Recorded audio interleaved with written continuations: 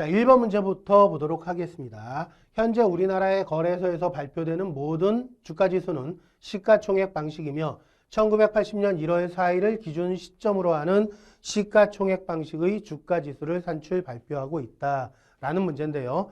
이전에 우리가 학습한 내용 보시면은요. 주가지수 산정하는 방식은 주가평균식이 있고 시가총액식이 있습니다.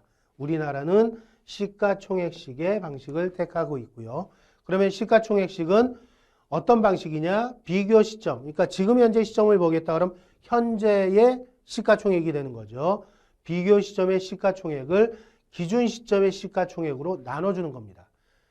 유가증권 시장의 기준 시점은 1980년 1월 4일이 맞아요. 그래서 요 두 가지 값을 구해서 종합주가지수를 발표한다라고 보시면 되겠고요. 코스피 지수도 있죠. 코스피 시장에 코스피 지수가 있는데 마찬가지 시가총액식으로 발표를 하고 있고요. 1980년 1월 4일 기준 이때 수치를 100으로 놓고 보는 겁니다. 그래서 예를 들어서 지금 현재 뭐 종합주가지수가 뭐 2000이다. 그러면 이때보다 20배가 올랐다. 이렇게 이해하시면 되겠죠. 기준 시점이 100이 되는 거니까 2000이다 그러면 이게 2000이 되는 거죠. 이런 식으로. 자, 그렇게 보시면 되겠고요. 그 다음에 코스피 200 지수도 마찬가지입니다. 코스피 200 지수는 유가증권 시장의 어떤 대표성을 가진 어떤 대형주들이 되겠죠. 시장 대표성을 가진 어떤 업종 대표성을 고려한 이러한 종목들을 200개를 선정을 합니다. 그래서 그 지수만을 비교를 하는 거죠. 그래서 이 지수는 1990년 1월 3일을 기준으로 해서 이때 지수를 100으로 놓고 지금 현재 금액이 얼마냐, 총액이 얼마냐 서로 비교해서 지수를 산정한다라고 보시면 될 것 같습니다. 그래서 1번 문제는 지문 자체가 맞는 지문이니까 동그라미가 답이 되고요. 자, 2번 문제로 넘어갑니다.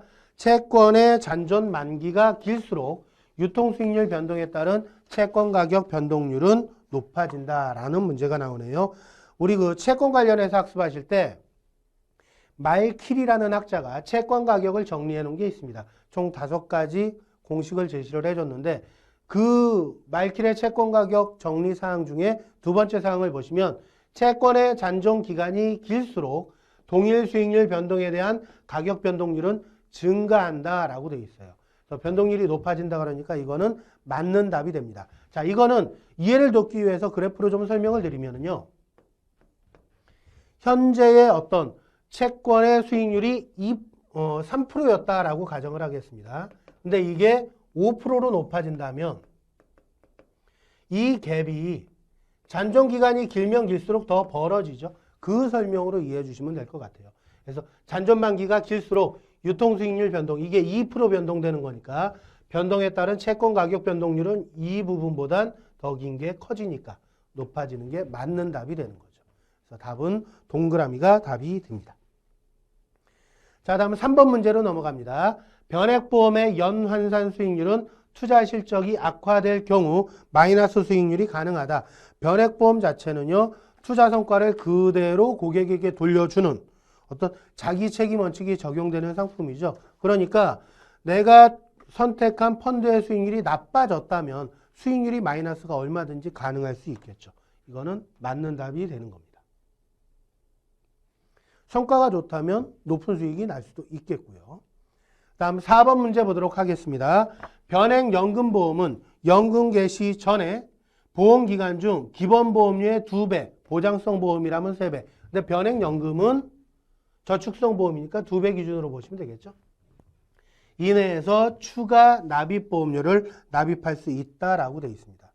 우리 본 강의 시간에 공부하실 때 보험료를 추가 납입하는 것 관련해서요.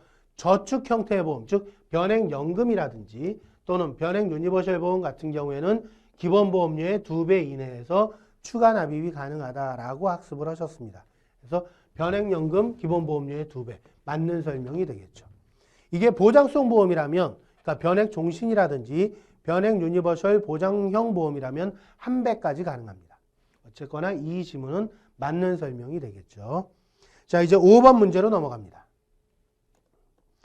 다음 중 기준금리에 대한 설명으로 맞는 것으로만 짝지어진 것은 첫 번째 항목, 한국은행 금융통화위원회는 물가 동향, 국내외 경제 상황, 금융시장 여건 등을 종합적으로 고려하여 연 8회 기준금리를 결정하고 있습니다. 유지하거나 인상하거나 인하하거나 맞는 설명이고요.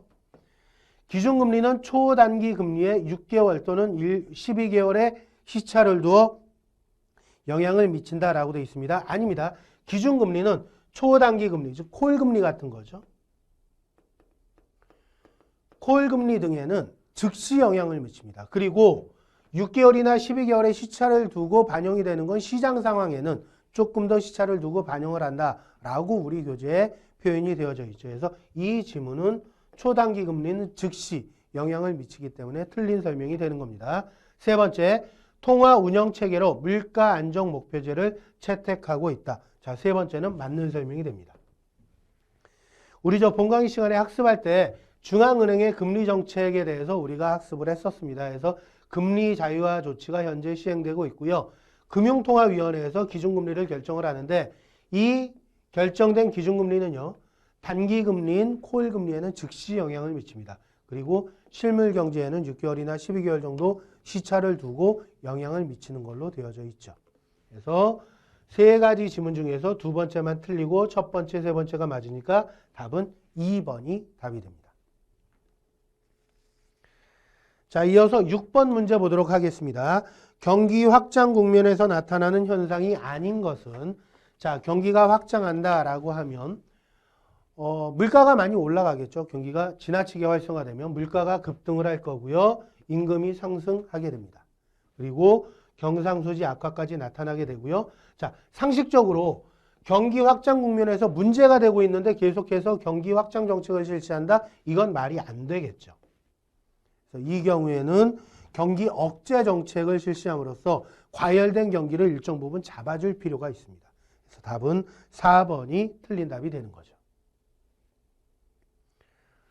다음 7번 문제로 넘어갑니다. 다음 중 기업 공개에 대한 설명으로 맞는 것은, 자, 기업 공개 설명이 쭉 나오는데요. 일단 우리가 본강의 시간에 학습한 내용을 좀 정리를 하고 문제를 좀 풀어보도록 하죠. 자, 기업 공개하고 상장하고 여러분들이 좀 비교해서 보셔야 됩니다. 자, 기업 공개라는 것은 뭐냐? 기업의 주식을 분산하는 거예요. 주식을 분산하는 거다라고 이해하시면 될 것 같아요. 상장이라는 것은 주식을 유가증권 시장에 코스피 시장이나 코스닥 시장에 상장, 즉 올리는 겁니다. 그러니까 개념이 조금 다른 거죠. 그래서 먼저 기업 공개서부터 좀 보면은요. 주식을 분산시키는 거다. 주식을 분산시킬 때는 두 가지 방법이 있습니다. 기존에 있는 주식을 분산시키는 방법이 있고요. 또 한 가지는 새로 주식을 발행해서 이 주식을 일반인이 매입함으로써 보유 주식의 어떤 비중을 이렇게 분산시키는 방법이 있을 수 있겠죠. 즉 새로 주식을 공모하는 방법도 있고요. 기존 주식, 즉 대주주의 주식을 내놓고 그걸 일반인에게 이렇게 판매할 수 있게끔, 구매할 수 있게끔 매출하는 방법도 있다라고 보시면 됩니다. 그래서 기업 공개는 기업 단위로 이루어진다. 여러 가지 이제 증권들이 있을 텐데 기업 단위로 기업 공개는 이루어진다라고 보시면 되고요. 상장은 기업이 발행한 주식을 이제 거래소에 올리는 걸 우리가 상장이라고 하는데, 상장은 증권 종목별로, 보통주다, 우량주다, 주식이다, 채권이다 이런 식으로 증권 종류별로 올리는 거다라고 보시면 될 것 같습니다. 자, 그러면 기업 공개를 왜 하느냐? 어떤 장점이나 이런 부분이 있으니까 기업 공개를 하겠죠. 기업 공개를 하게 되면 진정한 주식회사의 체계를 갖추게 됩니다. 보통 주식회사를 맨 처음에 설립하면 회사 보유 주식을 창업자 혼자 다 가지고 있는 경우들, 또는 동업자 둘이 나누어서 갖는 이러한 경우들이 대단히 많죠. 이거는 주식회사지만 실제로 개인회사와 별반 차이가 없습니다. 실질적으로 보면. 그래서 주식회사라 그러면 어떤 여러 주주들을 모집하고 여러 주주가 이제 주주회에 참여하고 이런 식으로 운영이 되는 게 일반적인 형태다라고 보면, 이 기업 공개는 명목상의 주식회사를 실질적인 주식회사로 바꿔주는 기능을 한다라고 보시면 될 것 같습니다. 그래서 기업 공개하게 되면 어떠한 효과가 있느냐? 자금 조달 능력이 확대됩니다. 일반 시장에서 많은 대다수 불특정 다수들이 주식을 구매할 수 있기 때문에 자금 조달하기가 훨씬 수월해지겠죠. 그다음 경영 합리화를 도모할 수 있고요. 기업 홍보가 될 수 있고 기업 신용도, 공신력 등이 향상될 수 있습니다. 진정한 주식회사의 형태를 띠기 때문에. 자, 그러면 이러한 내용을 기준으로 해서 문제를 풀어보면은요. 신주 발행이 반드시 수반돼야 된다? 반드시는 아닙니다. 구주 매출의 방식으로 할 수도 있거든요.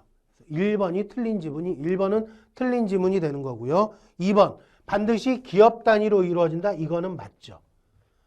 기업 공개는 기업 단위로 이루어진다라고 돼 있으니까. 세 번째, 주식 발행, 채권 발행 방식 모두 가능하다? 아닙니다. 채권 발행은 안 돼요.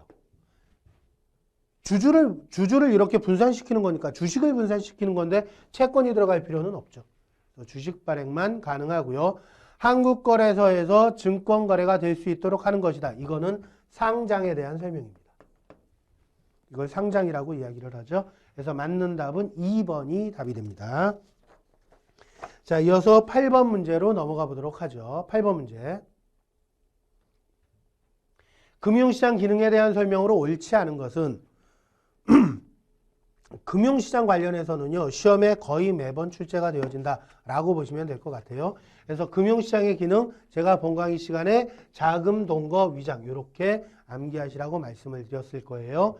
그래서 자금의 자는 자금 중개, 금은 금융자산의 가격을 결정해주고 유동성을 제공해주고 거래 비용을 절감하고 위험관리 기능이 있고 시장 규율의 기능이 있다 해서 요 앞 글자들을 따서 자금, 동거, 위장이라고 제가 설명을 드렸습니다. 자, 그러면 금융시장 기능에 대한 설명으로 옳지 않은 것은 자금 중개 기능 맞죠? 위험관리 기능 맞습니다. 정보 비용이 증가가 아니라 절약할 수 있는 거죠. 절감할 수 있는 거죠. 즉 탐색 비용이라든지 정보 비용, 정보를 찾기 위한 여러 가지 비용들 개인이 일일이 수행하자면 방법도 어렵고 비용도 많이 들 텐데 금융시장을 통해서 쉽게 얻을 수 있으니까 거래 비용이 절감되는 효과를 얻을 수 있는 겁니다. 그래서 3번이 틀린 답이 되고요. 금융자산의 가격을 결정하는 기능도 갖추고 있습니다. 그래서 옳지 않은 것은 3번이 답이 되겠네요. 이어서 9번 문제로 넘어갑니다. 정해진 기간이 지난 다음에 정해진 가격으로 채권을 다시 매수하거나 매도한다. 이걸 조건으로 해서 채권을 발행을 했습니다. 이러한 채권 매매 방식은 환매 조건부 채권입니다. RP죠. 그래서 단기 금융시장의 여러 가지 상품 중에 환매 조건부 채권이 있습니다. 그래서 환매 조건부 채권은 다시 그러니까 내가 팔고 나중에 다시 되사드리겠다. 이런 조건으로 발행하는 채권입니다. 그래서 재매수도를 조건으로 해서 발행되는 채권이다. 그래서 답은 3번이 답이 되겠고요. 그 외에 단기 금융시장에는 콜, 그 다음에 CD, 양도성 예금 증서죠. 그 다음에 기업어음 같은 경우에는 무담보로 발행되는 어떤 어음이다라고 보시면 되겠고요. 그 다음 전자단기사채 이런 것들이 단기 금융시장 상품이다라고 보시면 됩니다. 주로 단기 금융시장 상품은 영어로 대부분 표기가 돼요. 그래서 우리가 상품을 다 외울 수 없다면 영문 약자로 들어간 거는 주로 단기 금융상품이구나 이렇게 보셔도 될 것 같습니다. 그 외에 장기 금융시장은 주식이나 채권같이 어떤 기간이 오래되는 채권의 존재 기간이 길어진 그러한 어떤 상품이 거래되는 시장을 우리가 장기 금융시장이라고 표현을 합니다.